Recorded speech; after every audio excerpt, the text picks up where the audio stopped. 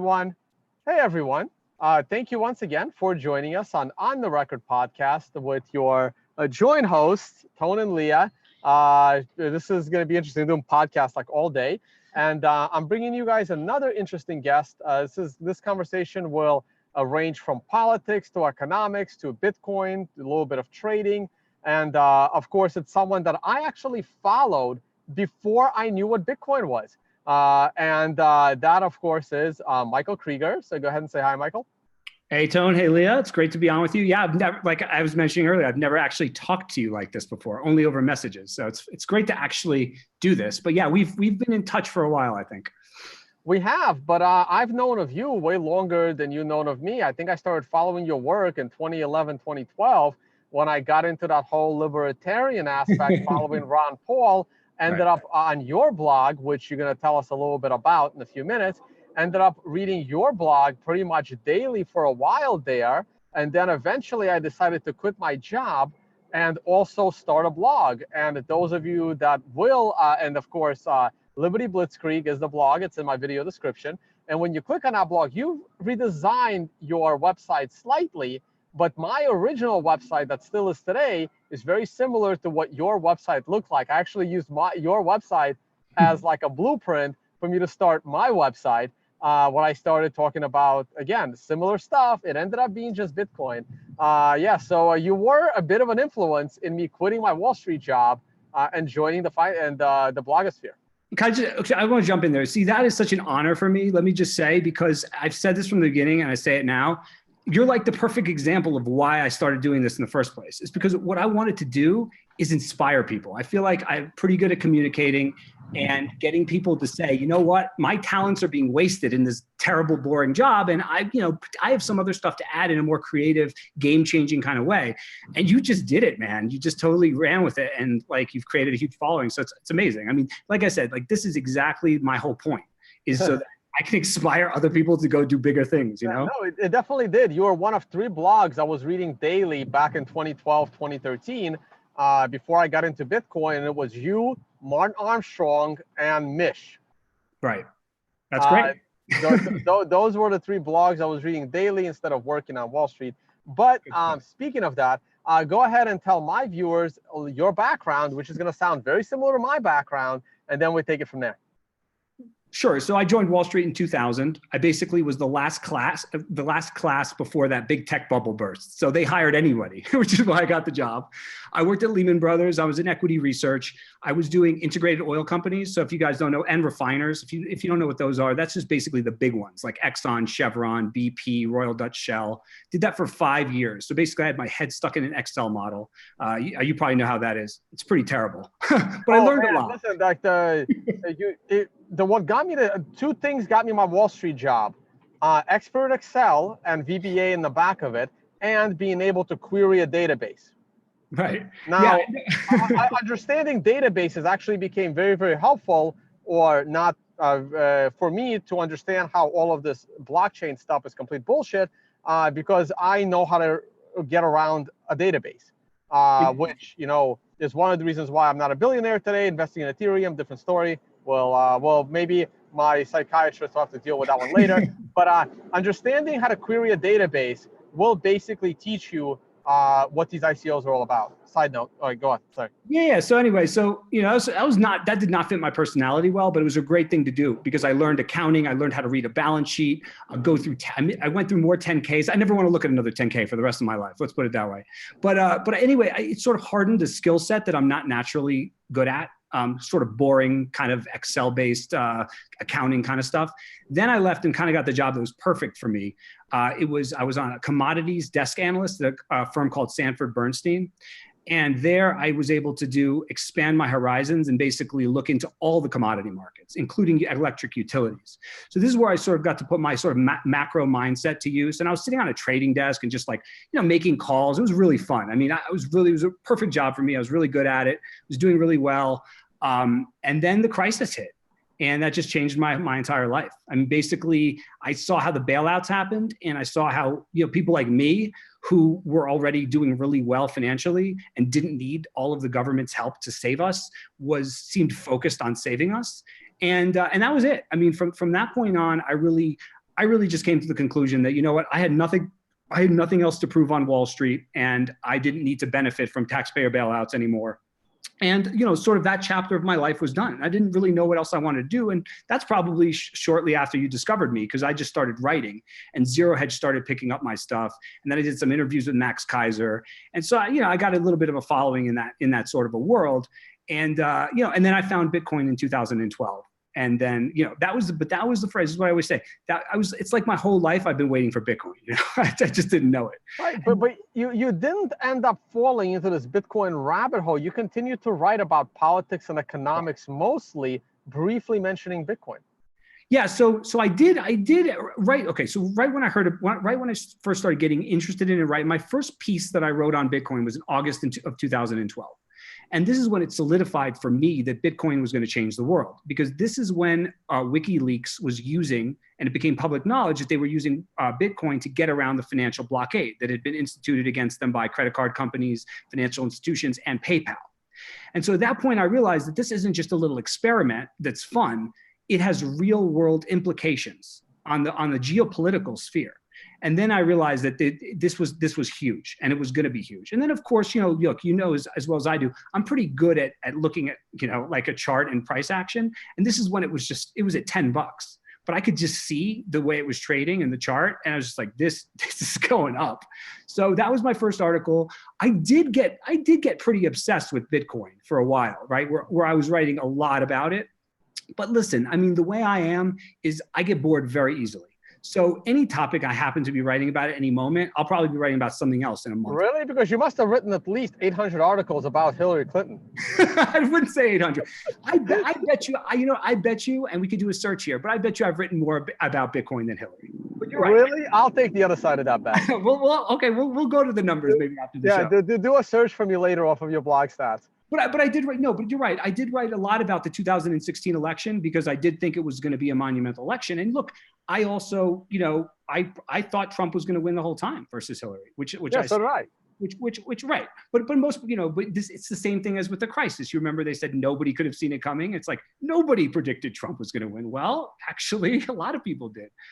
It's just the geniuses that are sort of on TV paraded around. I like to call them makeup mannequins. They got it all wrong. Well, that's because you and I were looking at it objectively, right? Like we didn't have an agenda. And this is what happens. Most people that end up going on TV have an agenda. And this is my current problem right now. I try to provide my outlook on the price of Bitcoin objectively.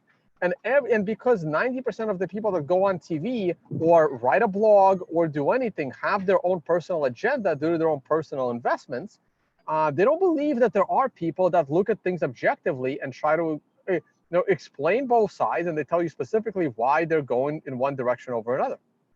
Right, exactly. I mean, I didn't have a dog in that fight, which allowed me to see it, you know, from a very, you know, balanced perspective. And even still, the best part though, for me, I'm sure you feel the same way. It's like after Trump won and then the entire country seemed to have a mental breakdown, I was kind of just like, whatever, you know, it actually felt really good to not be emotionally distraught by that. Whereas everybody else was sort of like their entire planet almost exploded when he won. I thought that was kind of funny, actually. All right, so before we get on to like your political outlook and others, I have to ask, obviously like your last name is Krieger, but how did you get the idea to name your blog Blitzkrieg? Because recently I've actually Googled that word and learning a lot about its, you know, the historical aspect of it. Yeah, sure. I mean, it has a historical meaning. I mean, the Germans in World War II called their tactics with tanks Blitzkrieg. It means lightning war specifically. So for me, you know, it was really just like, you know, let me try to make a play on my last name, because I really do like the fact that my last name Krieger translates into warrior, kind of like that. And so I just went with Liberty Blitzkrieg. But yeah, you know, I'm actually, a lot of people kind of get scared off by the name. Right. Have you gotten any backlash for that? I have privately by a few people who've sort of said, you should consider changing the name of your blog, et cetera. I mean, look, my dad's Jewish. I was bar mitzvahed. I don't have to, I have to defend myself. Like if someone's going to call me anti-Semitic, okay. Like I believe me, I can retort to that easily. But I have actually, though, in recent times, I have considered changing the name of the blog, but not because, not because people are scared off by the name, but more because it doesn't really fit my mindset as well. The way I'm thinking about the world these days, I'm less sort of, aggressive and, just sort of getting people angry about everything, and more about other things. So yeah, it's something I might do. Yeah, we might get into that as well, because when I came into the space, I came out of that whole 2012 Ron Paul campaign, libertarian, becoming a gold bug, going through a transition, the whole anarchy thing works. And then like, no, it really doesn't work. Going full circle to the point where when I quit my job, I thought the SEC was like the worst, government organization possible. And now I'm in a position where I can't wait for the SEC to actually get in and clean up the whole ICO mess. Yeah, I think we differ on this particular issue a little bit. I mean, I totally see your point. I see, you're pretty clear about why you don't like all these ICOs. And I think you make a really good point about the structure of how these tokens are distributed. For example, like Steam is an interesting one we could talk about if you want, but I know your opinions on it. But on the flip side, people I know are actually earning some money for their content creation on Steemit. And as you probably know, getting paid for content creation is pretty difficult. It's a big problem that no one solved. So there is a use case in that sense. However, I do take your point as far as you've got these guys who just created these tokens and then they're sort of distributing them and they're in control of it. Right. I mean, like they're paying people for their content in money that they're printing. So like you can use the, you can use the disguise. Well, the government's printing money. How come we can't print money? And I just don't buy that. No, I see your point. I mean, it's fair. I mean, I'm not going to argue with you against that. On the flip side, though, I'm one of these people that sort of, I'm not a big fan of preventing people from making mistakes. I've made some pretty big mistakes in my day. I've got wrecked in markets before, and I'm a much better person for it. And I sort of feel like that's why we're here on this earth, right? To kind of make mistakes and then just not make them again and learn and evolve as a person. And listen, you can't, I don't think it should be the business to protect people from themselves. However, on the flip side, we do have laws out there, right, against fraud, against certain things that are very clear on the book. So if someone breaks those laws and scams people out of money, then yeah, then there should be consequences for that person. But I don't know. I mean, the way this whole thing is playing out now, like with, for example, the Telegram ICO, I mean, it went from this thing where if the people running that ICO weren't so worried about the regulators at this point, maybe they would have a situation where your average person might have been able to buy some in a pre-sale or an ICO sale. And now it's all going to be distributed to wealthy people, just like every IPO under the curtain. And then you'll buy, and then the regular person is going to buy it up 10x in a year. Agree. Agree. Like nothing is going to change. Like this is going to be even more inclusive club if you let it go. It is now. Yeah. That's kind of where we're at. All right. So let's jump on to what you're working on lately. So now that the Trump campaign is over, what are you focusing on these days with your blog? Okay, so, well, a lot of different things, right? Of course. So I recently wrote a series, a 4-part series about the road to 2025.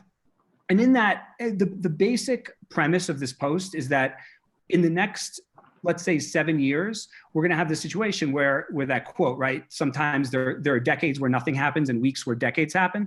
That's what I think the next 7 years are going to be like.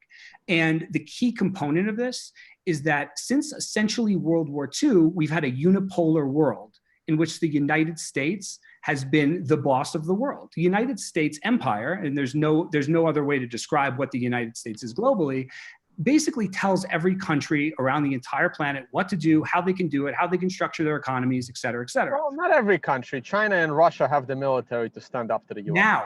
Now, that's what's changing, right? So right, but my point is in 1955, they didn't, right?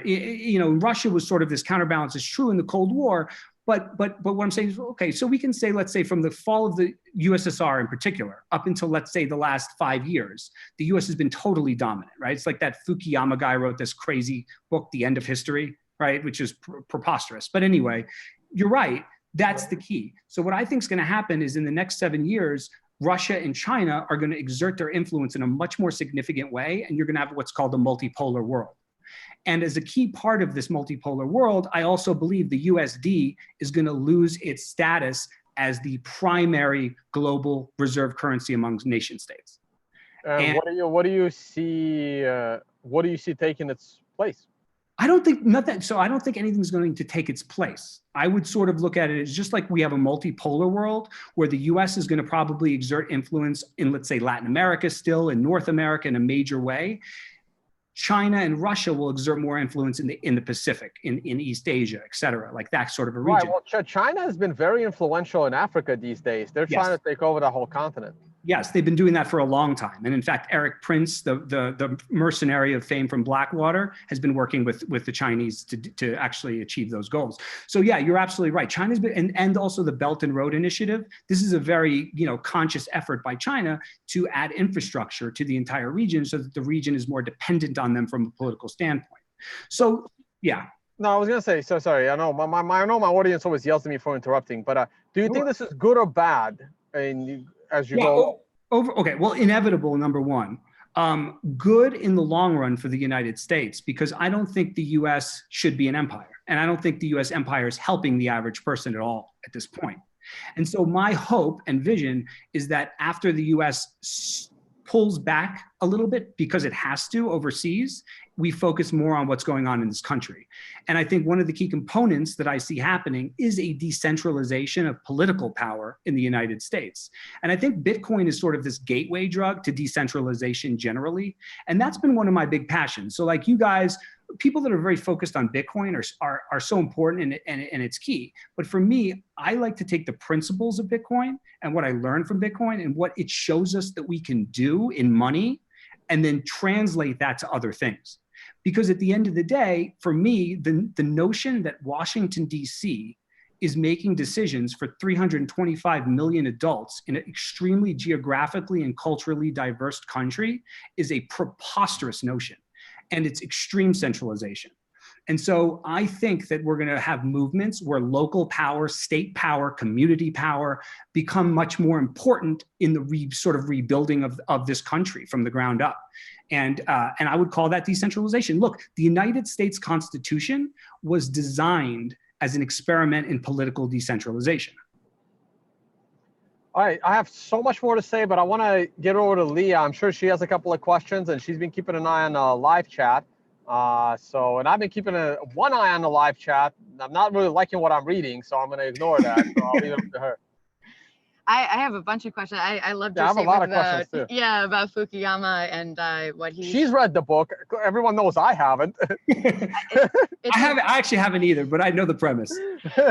Yeah, absolutely. I guess just a question to ask you when you're speaking about infrastructure projects in China. Obviously, my background, which I was happy to leave the World Bank, but the World Bank then getting beaten out by China regarding infrastructure projects, and because it just stopped being a good development method. And you talk about Washington Consensus being a part of that World Bank standpoint, but then what you saw was a rise of these development banks from individual countries such as China, and that's where a lot of infrastructure projects were funneled through.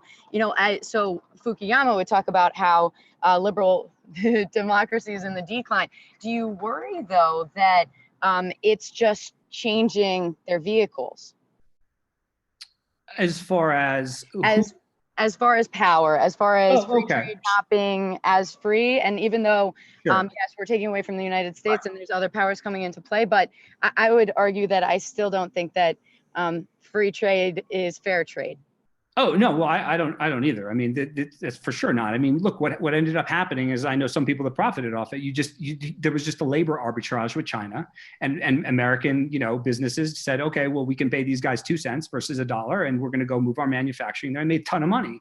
But they benefited. But did we all really benefit? I'm not convinced of that at all. And here's the other thing. I've written about this as well. What's going on in China, and my brother has been spending a lot of time in China, so he gives me a little bit of sort of on the ground stuff. But with Xi essentially positioning himself now to be head of China, he's not an old guy either for life. I mean, that's what they just did. is very concerning. And if you look at their social credit score and the way the surveillance is there with even like glasses and stuff, I mean, they can find you in about 3 minutes anywhere you are in China, essentially, because they have this extensive surveillance network. So I'm not at all, saying this is, because China's going to exert more influence in the Asia Pacific, this is going to be a utopia or a wonderful thing.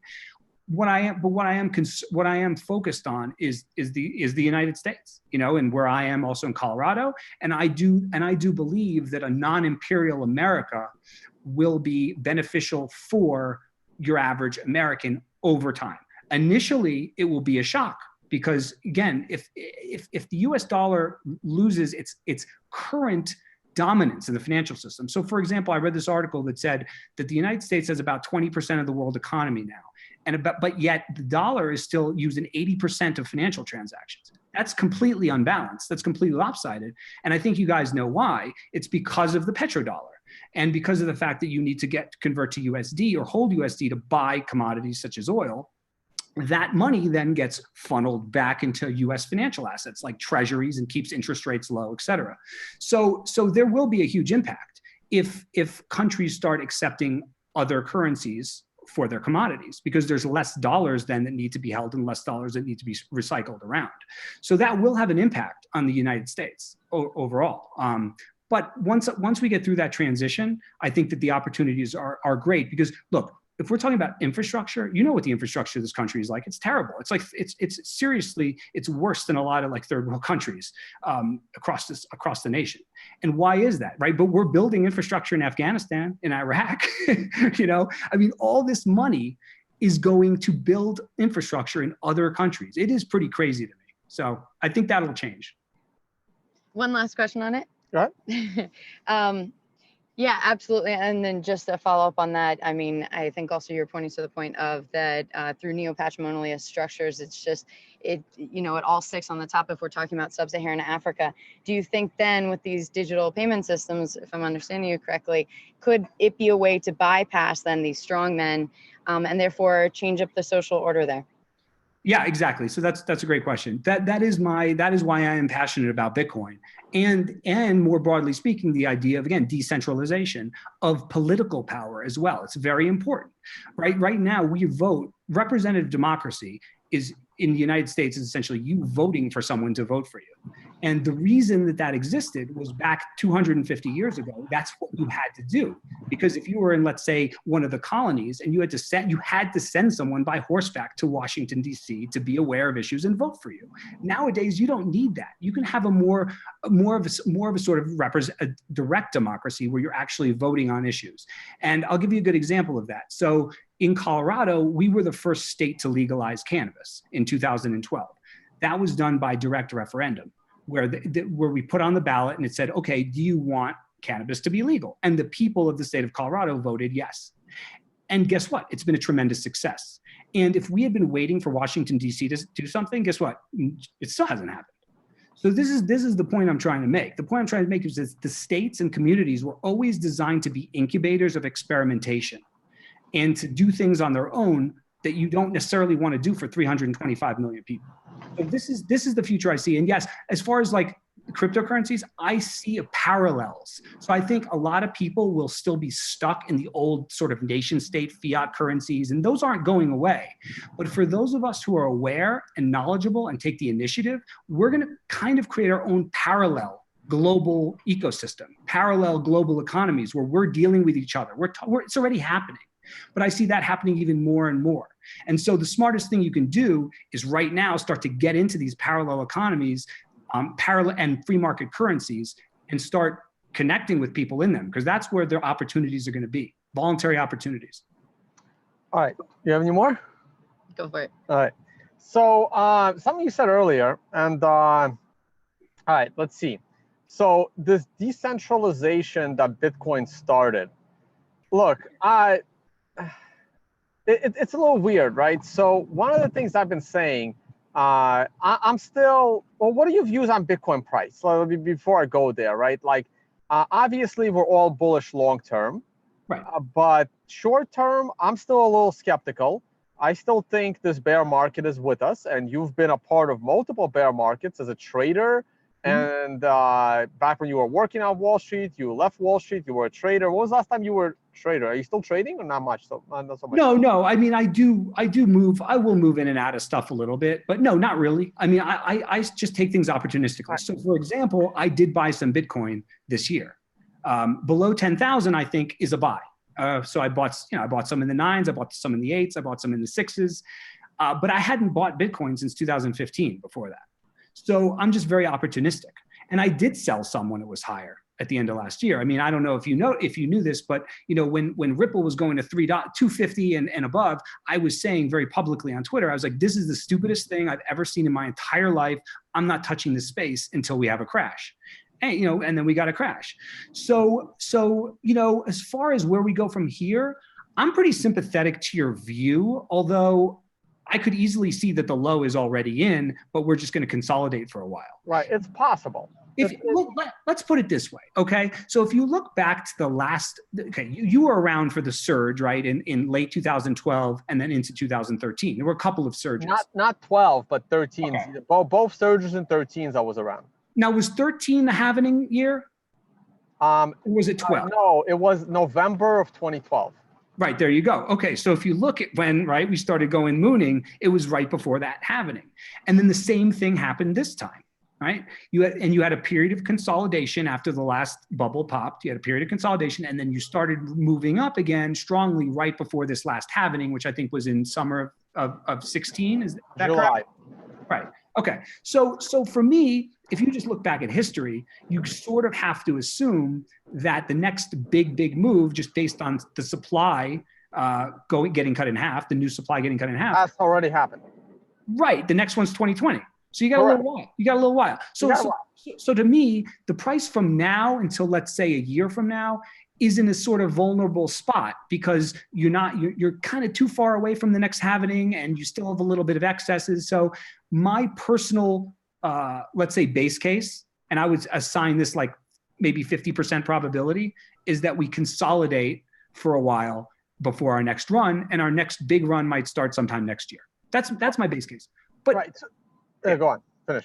No. So I was just going to say that, but that doesn't mean, I hope I'm wrong, and I could very easily see myself being wrong. One thing that worries me a bit, and I've mentioned this on other shows, is the fact that some of these smaller coins, or not even smaller coins, but some of these altcoins, they've just bounced back so strongly. I think that's sort of a warning sign a little bit. Well, that just reincarnation of the .com bubble, and that people don't really know what they're investing in as long as they think they're going to make money. Right, but that took like 3 years, right? I mean, the NASDAQ didn't get to a new high for, I think it was like 6 or 7 years, right? I mean, it was a long time. 15 years. 15 years, there you go. But but that's why I always say Bitcoin is not really a bubble, right? These moves and crashes aren't really bubbles, because when you have a real bubble that crashes, it doesn't come back 2 years later, 3 years later to new highs. And that's what Bitcoin has done every single time. Right, correct. But when these altcoins go down, they tend to stay down. I mean, other than Ethereum after the Dow hack. Okay, so look, the reason why I brought up the price discussion is to combine the two things. So you're seeing the Bitcoin leading the way into decentralization of the political system, economical systems, things like that. Yeah. I don't. And the reason why I talked about price is because I remember both 2013 bubbles well. And the fallout from the December 2013 bubble gave us, about a 1 year bear market of going down, and then an additional 6 to 9 months of, flatness along the bottom. And during that time of 2014, some altcoins came around. Ethereum did their ICO. It was kind of popular, and then everyone forgot about it because it took them a year to launch. Litecoin, Dash, I remember, but there wasn't much, right? And the Bitcoin people were united as one. Everyone was promoting Bitcoin, trying to convince merchants to accept it. Everyone knew what Bitcoin was. I no longer see that. I now see the Bitcoin ecosystem totally fractured, right? Now, I still believe in Bitcoin. I believe decentralization will prevail. Mm-hmm. But everything around me in the world of Bitcoin, one after another, I would say there's maybe 3 people left who I looked up to when I joined the crypto space in 2013. There's only 3 people left that have not been total sellouts into centralization. Wait, am I one of those, or No, you're still good. Okay. Everyone else has been a total sellout into centralization. Everyone wants a leader. Everyone wants a Vitalik. Everyone, like even the big blockers, they have now taken the Satoshi white paper as the Bible or the Quran or the Torah or whatever book you happen to be following. And they're trying to convince the world that they know how to read this book and they will follow this book to the very end. And be damned the smart people that came in and try to put logic and scalability onto the concept of those theories. So everything that I've seen in the crypto space in the last 2 to 3 years, from altcoins to ICOs to big blockers to no 2x, to working with the banks to all this stuff, to more and more centralization and not decentralization. So Okay. I don't see how this is gonna move forward very well to what you think it can. Okay, so a few things. So we're talking about 2 separate things, but I'm going to address that. So you're talking about sort of the crypto world in itself, whereas I'm talking about political decentralization. I'll get into that in a minute. But let's talk about what you just mentioned. Okay, first of all, though, would you agree that okay? So let's go back to 2015 and compare it to now. Would you agree that the growth in Bitcoin itself, forgetting Ethereum, forget the whole space, but Bitcoin itself, as far as adopters, waves of people that are into it and passionate about it, has increased exponentially since 2015? Would you agree? In Bitcoin? Yeah, in Bitcoin. I wouldn't say exponentially by any Wouldn't you means. say so? No. But wouldn't your growth in Twitter followers say the opposite? I mean, I guess what I'm saying is, like, from my seat, and again, I can't quantify this. No, see that now that's a bad metric because that's about the time I started my Twitter. When? Like late 2014. Yo, but when did you get to your explosion in followers? Well, within the last year, right? Last year, yeah. Exactly. Yeah. So no, but that's bad. Half my followers hate me. They're all like, half my followers follow me to curse me out. I don't. Like, I'm a terrible example for this. It's not half your followers. Come on, the people that, trust me, I know is running a blog. The people that are going to curse you out, man, are the ones that comment. That's just the way it is. You know, that's just human nature. That's what people like to do.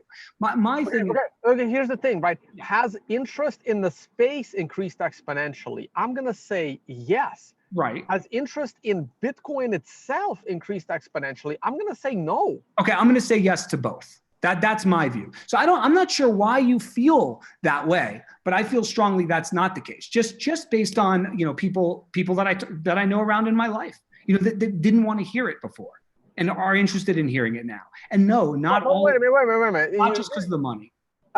You're telling me that more people are coming into your life asking for Bitcoin? No, that are in my life. That are in my life already. Right. Yes. People in your life. Yes. There's more people asking you to explain Bitcoin to them, or people are coming to you telling you how you don't know what Ethereum or Ripple are?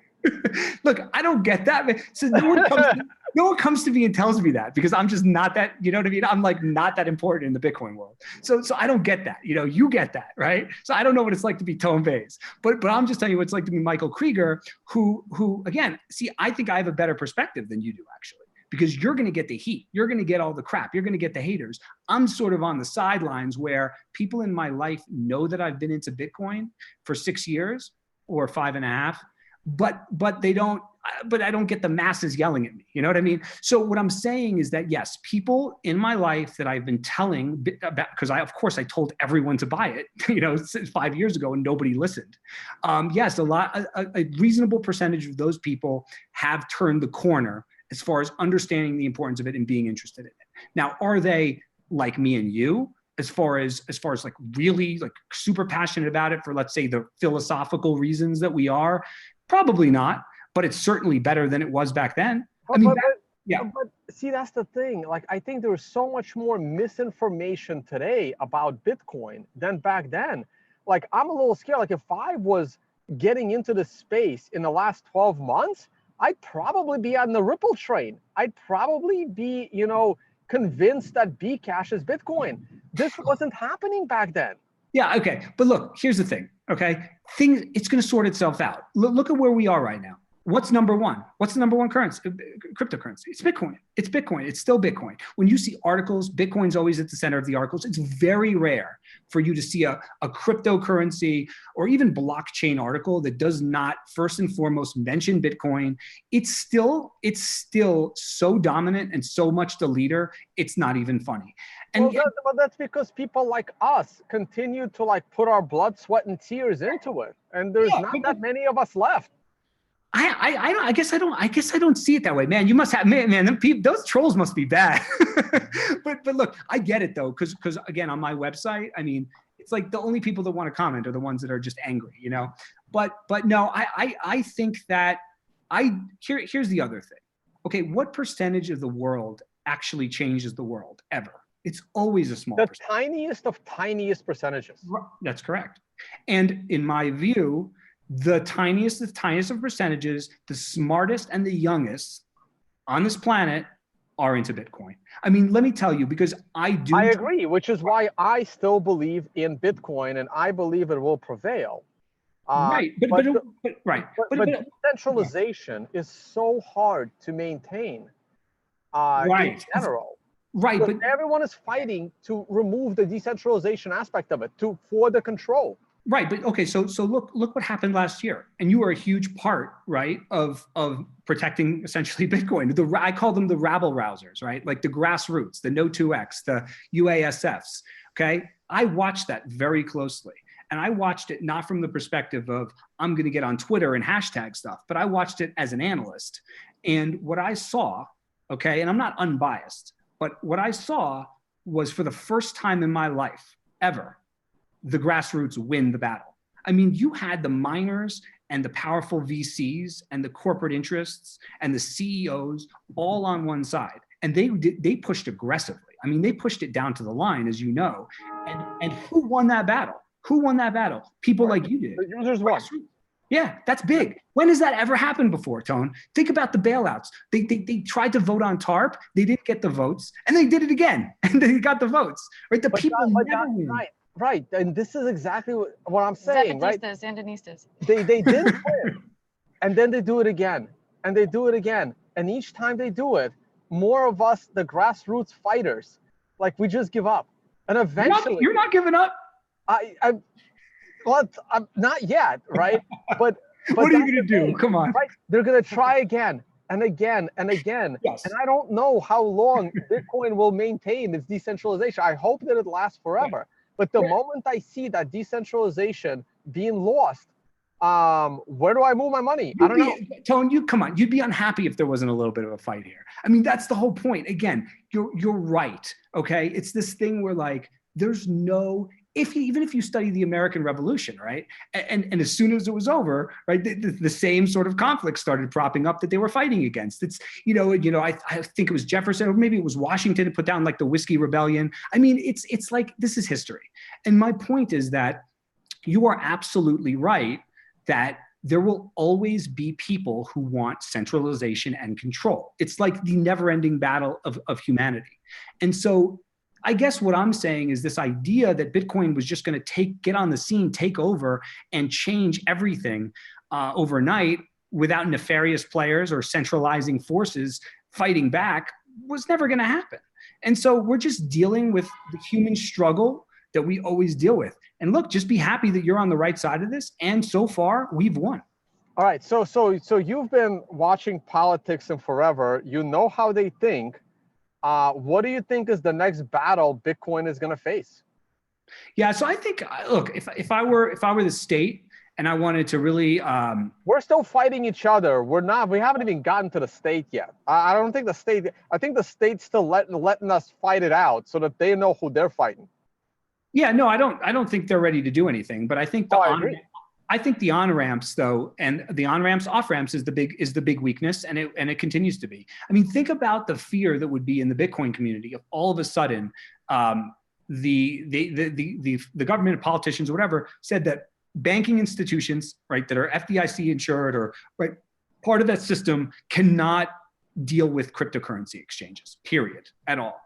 Okay, and right at that moment, everyone would start getting terrified that they can't sell. They can't get to their India is doing Right. it. So we are going to have a blueprint, and I've already spoken to a couple of companies that are dealing with crypto exchanges in India, and they're looking to start going to cash. They're still going to KYC people, but hey, it's India. You know, they're going to have a lot of people in a little place. They're going to open up a bunch of boutiques, and they're like, fine, we can't have a bank account. We'll do it for cash, but we're still going to KYC just so we don't get arrested on top of that.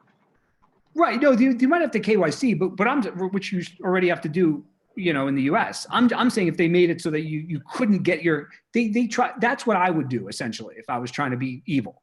You know, I would make it as difficult as possible for you to get out once you're in. But here's the thing, even if something like that happened, that's fine, because you know what? What would that do in the long run? In the long run, it would just inspire people to be doing more things within the Bitcoin ecosystem, because you're kind of stuck in it at that point, right? Your exit isn't to get back into fiat and buy a Lambo or something.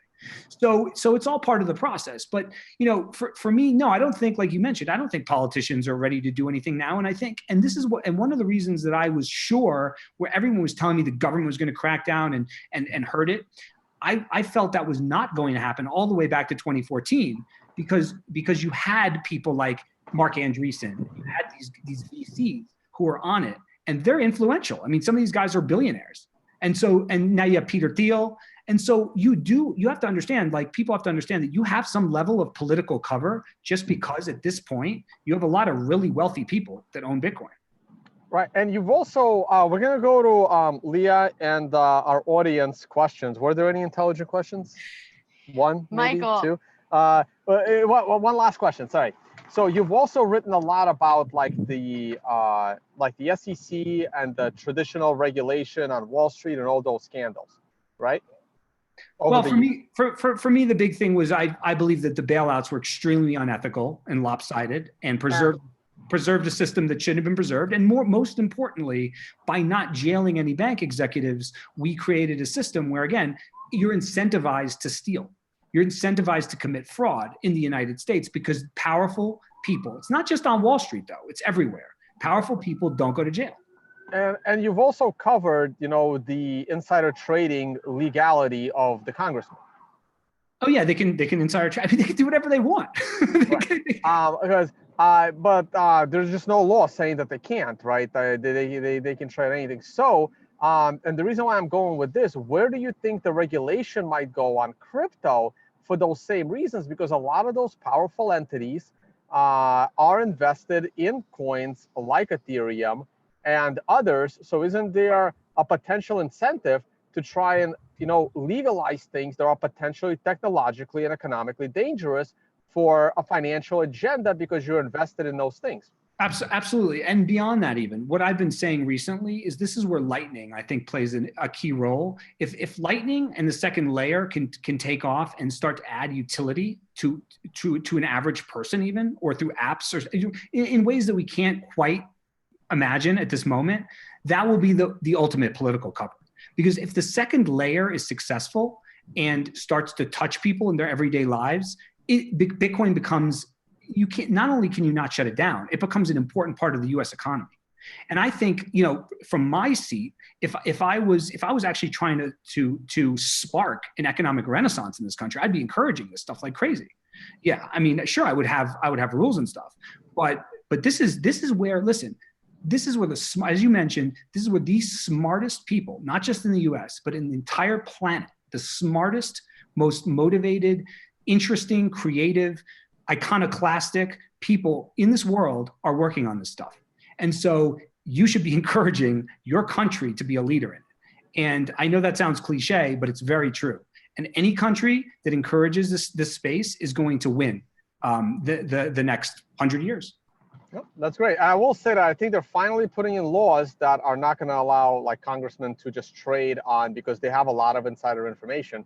So I think there's finally laws that are coming in, and I can't wait for those laws to actually start taking real effect and making sure that they're not able to trade because they have a lot of insider information. Well, you remember, just to add real quick, you remember with these like Me Too thing where the Congress was molesting, they molest their staffers and stuff, and they're able to cover that up with like a slush fund in Congress, Yeah, you can't even know what happened. Yeah, you covered that news. I kind of stayed away from that side of things, but I was paying attention to the economic side.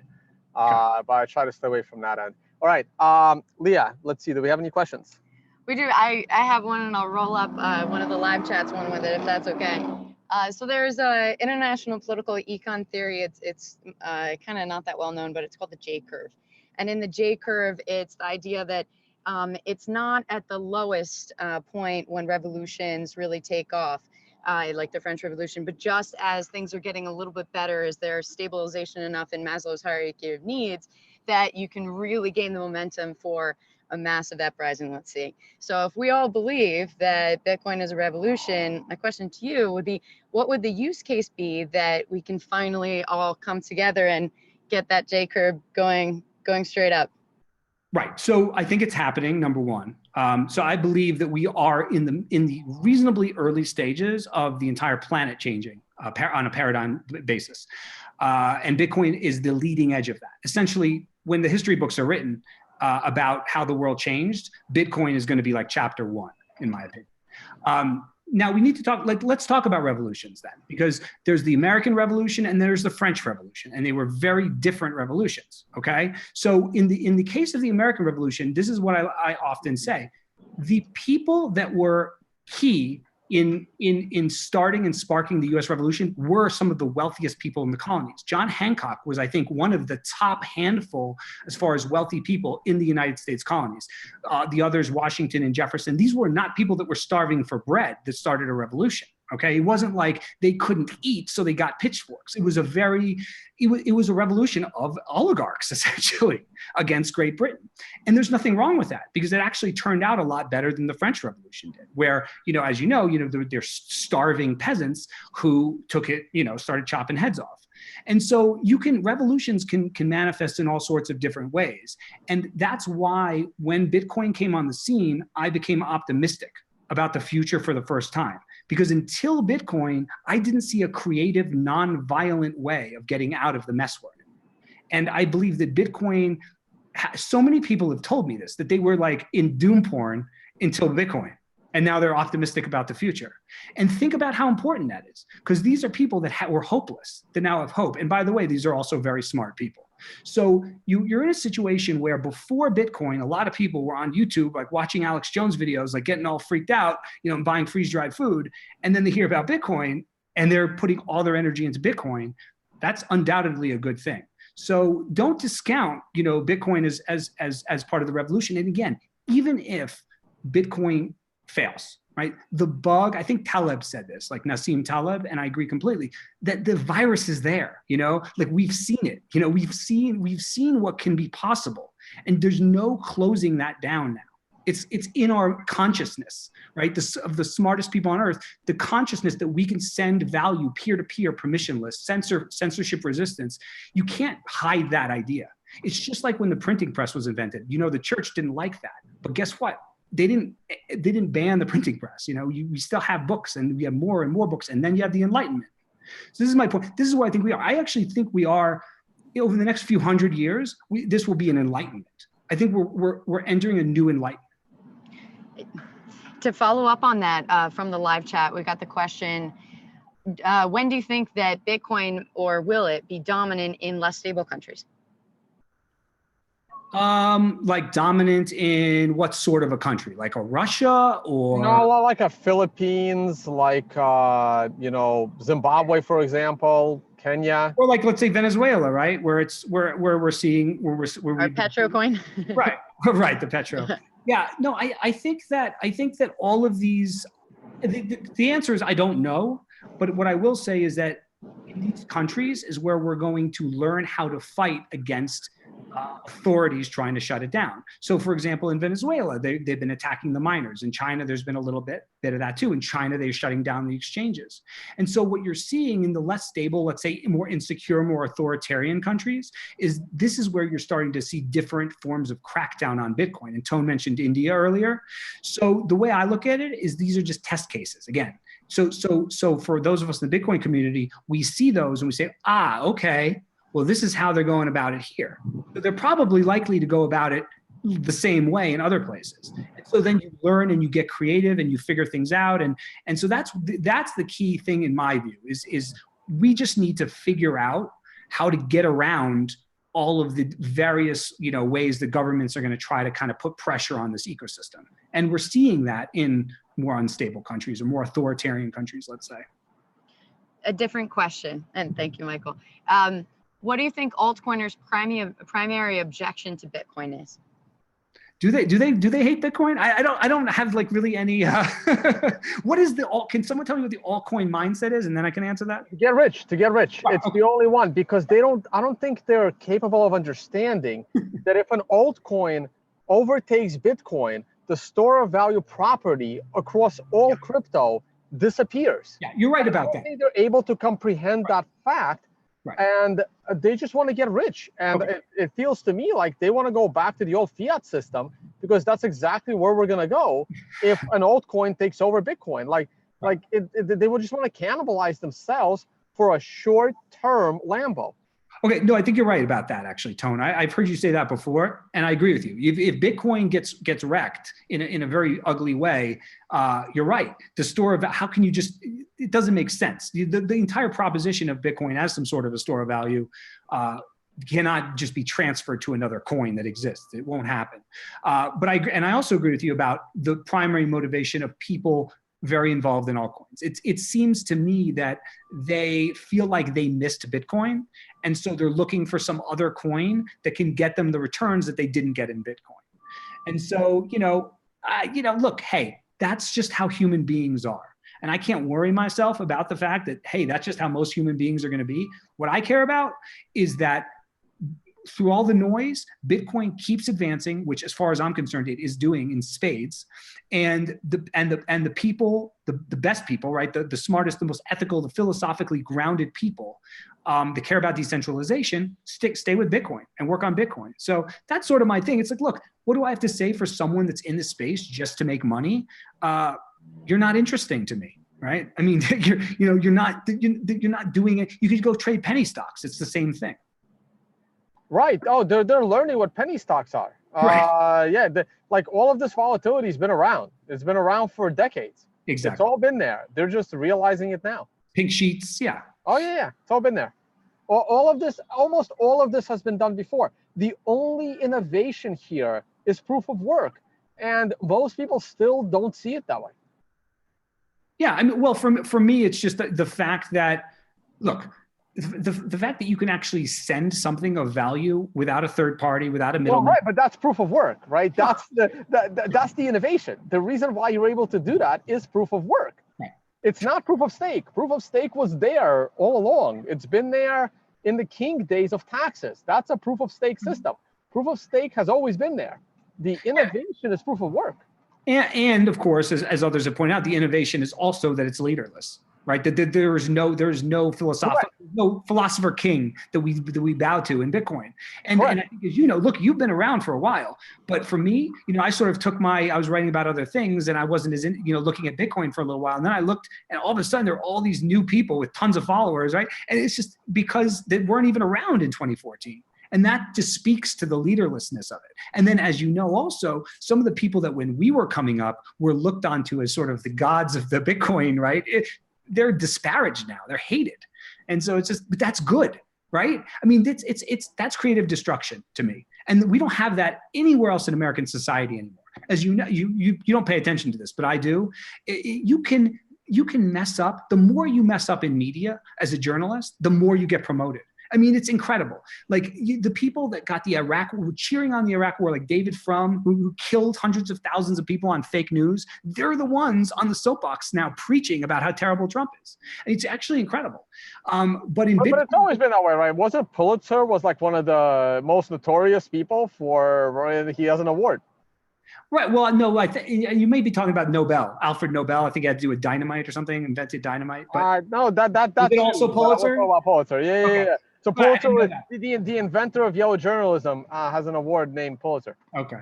Well, right. But here's the thing. In Bitcoin, it is different, Because and you tell me. I mean, this is how I feel about it. Just watching it, so it's this living kind of organism on Twitter. I mean, if you become a sellout or a fraud or shady or shifty, Bitcoiners. This is one of the things I love about Bitcoiners. Bitcoiners are very good at sniffing out BS. Very good at it. And if you're kind of a BSer, you will get called out. And so look, this is my point though. Think about some of the people when we first got into Bitcoin, how they were looked at, right? Like the heroes, and now they're hated. It's a good thing. That's a good thing. Most of them. And Antonopoulos has done well. Oh yeah, right. But he has a very strong, and this is why I think we all like. He's a very strong ethical framework. It's very obvious that he has a very strong ethical framework. On Andreas, it seems to be the favorite topic in the live chat right now. Specifically, the question to you, Michael, was. Would Bitcoin be a better money if there was no secondary use for it? Andreas apparently said an analogy of chocolate money causing deflation in a school. I am not getting this question. I'm not fully understanding. Tone, can you translate this one? Because I'm not quite getting where he's going. What's the secondary use case for Bitcoin? What's going on here? I'm not sure either. Yeah, I'm a little lost on that one as well. If the question you can clarify, I'd be happy to answer it. But yeah, that went above my head. So I mean, again, this has always been my argument against altcoins, right? If you believe in altcoins, then you believe in inflation. Then the 21 million supply of Bitcoin should mean nothing to you. You would want Bitcoin to be inflationary. Yeah, look for me, and I've said this before too. I actually don't mind all these coins because I think it takes attention away from Bitcoin. I mean, from a regulatory standpoint, which I think is good. If it was just Bitcoin and there was nothing else out there, I think it would be much easier to sort of get a lobby together to go after Bitcoin. And because there are all these other ones, it makes, even though I agree with you that 99% of them are just fluff with nothing, right? The people in Congress, they're so clueless. They think like, oh, wow, there's so much going on. Like this, I think that's a good thing. It plays into our interests because it keeps them away. It keeps them confused. All right, you want to jump back in? No, go for it. Keep going. Okay. No. I'm good. We can finish up. If there's anything else you want to say or any topic you want to cover, we can do one more topic. But other than that, I mean, it was a great conversation. I got to bring you on another time so we can talk about, some more economic stuff because I think that would be great. I have a last question for you, Michael. Sure. Yeah, absolutely. Why the Camus quote? Oh, you know what? It doesn't even really appear on the site anymore. But you're talking about the one where the best way to live in an unfree world is to make every act of rebellion. Absolutely free. Yeah. Well, there you go. I mean, so your very existence is an act of rebellion. Right. Exactly. I mean, that's sort of how I look at my life these days. I personally think that culture is sick around me. I think it's disturbing. It's like that quote by Krishnamurti, which is that it is not a measure of sanity to be well adjusted to an insane world, something like that. And that's how I feel a lot of times. And so I think that we've strayed so far as a culture, as human beings, from compassion, from decentralization, which was the genesis of this country, that I try to do things in a different manner. And so, one of those things has to do with raising kids. We have two small children, and I take that really seriously.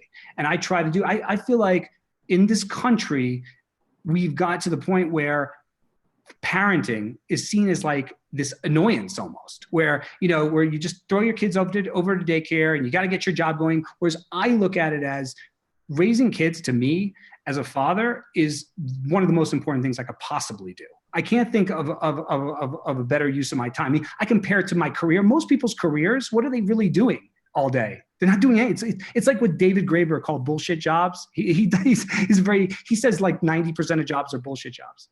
Anyway, so that's what I try to do. And as a father, as a human being, I try to live by my own ethics and by the golden rule. And I think that it would behoove us all to do a little bit more of that.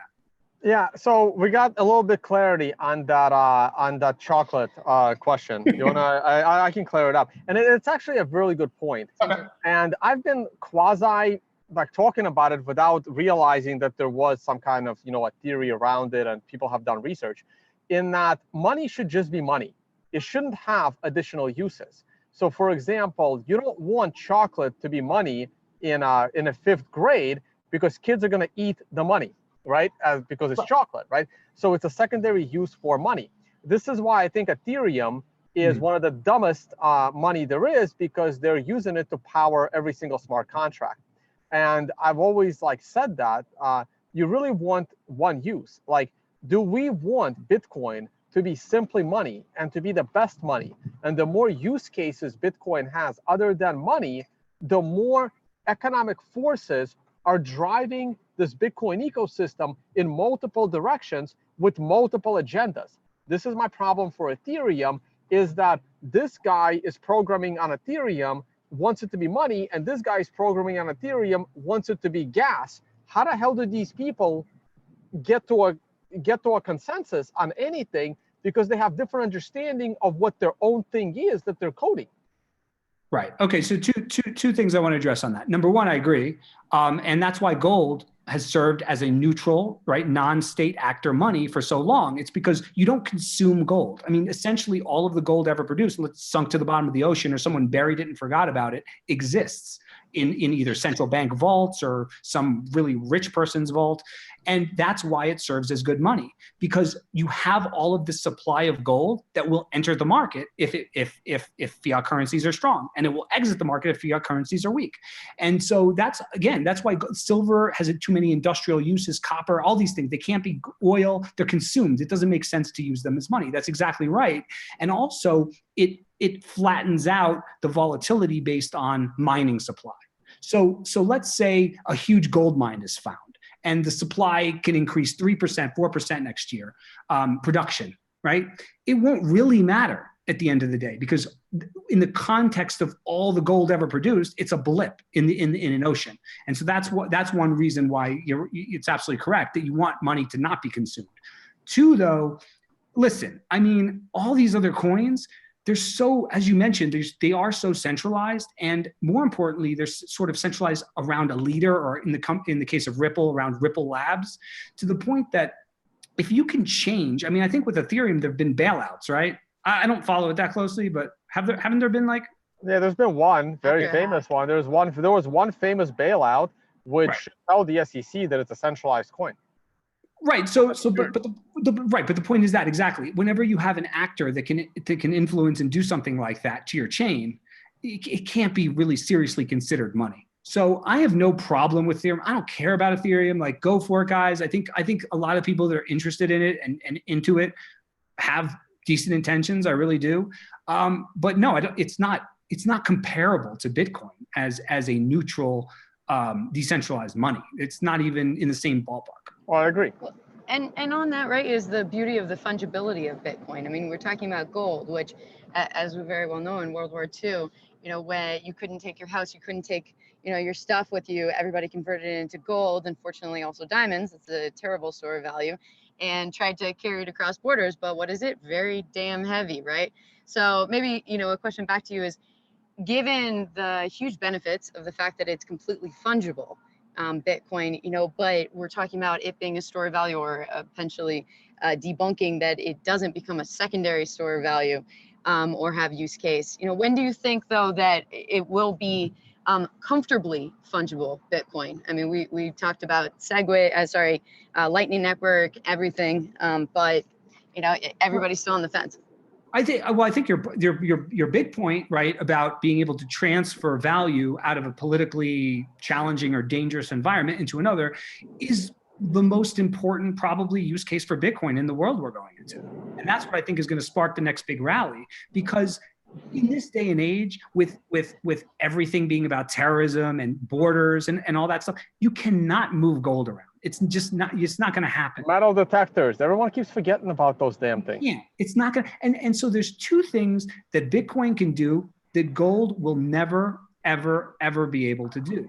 One is transfer large sums of money anywhere in the world on your person or in your brain, right? Using a brain wallet.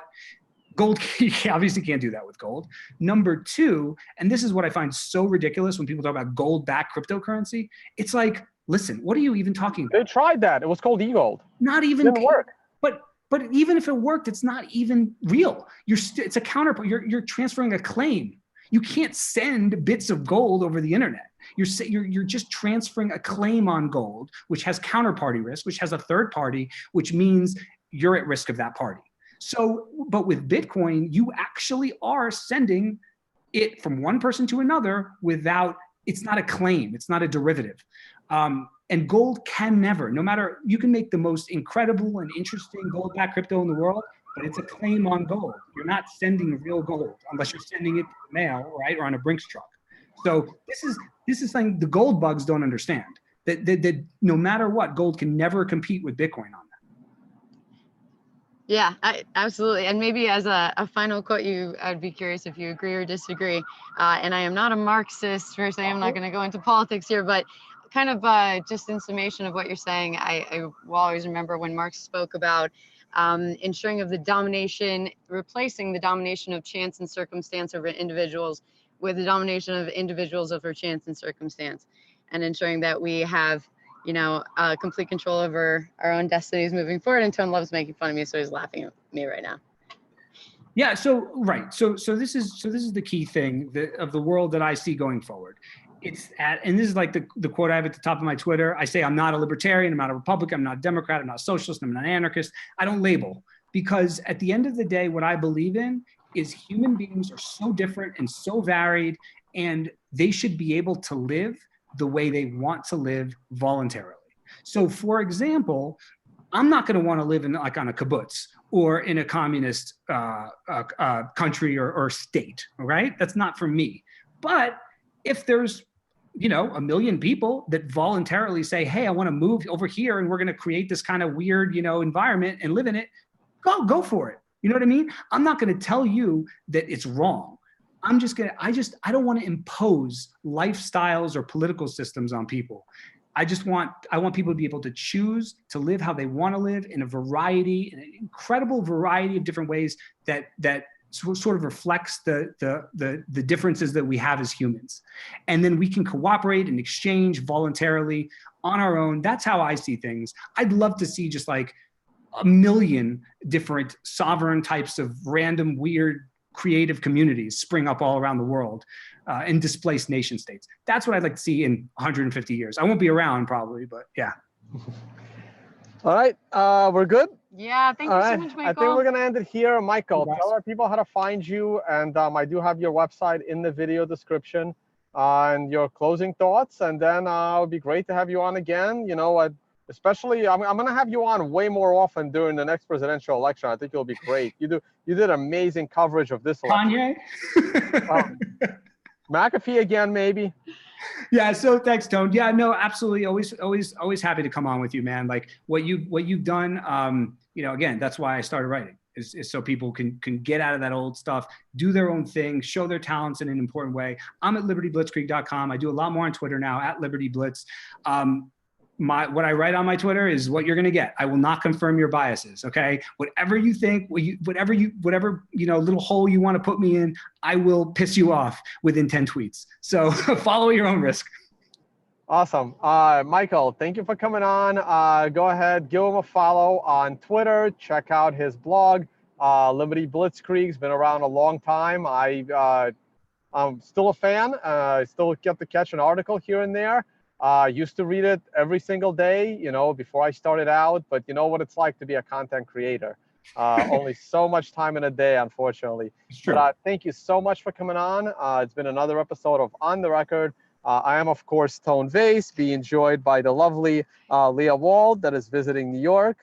Thank you so much, Michael. Thank you, guys. Where are you in the cabin? What are you doing? Where are you? I'm on my terrace. I'm on my apartment in New York. I'm not going to dox you or anything. we got a terrace in New Your York. location. Yeah, I'll go to the cabin later this summer. I'll be streaming a lot from there. I want to see you plant some gardening. I want to see you do some gardening, Tone. I want to see you play some banjo. Oh, yeah, I can play guitar, but I don't play banjo. Perfect. Cool. Thanks, everybody. Thanks, Michael. Bye, guys.